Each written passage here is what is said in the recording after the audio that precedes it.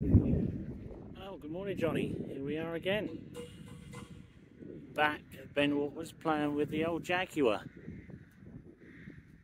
So, the idea of today is we're going to take the aircraft out down to the end of the runway, and it's basically an event that's been put on for ex-Jaguar ground crew and air crew.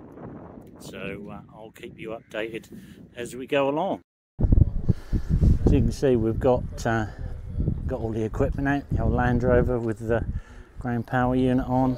The guys are prepping the aircraft. The tug's all ready to go. We're getting ahead of ourselves, which is always a good thing.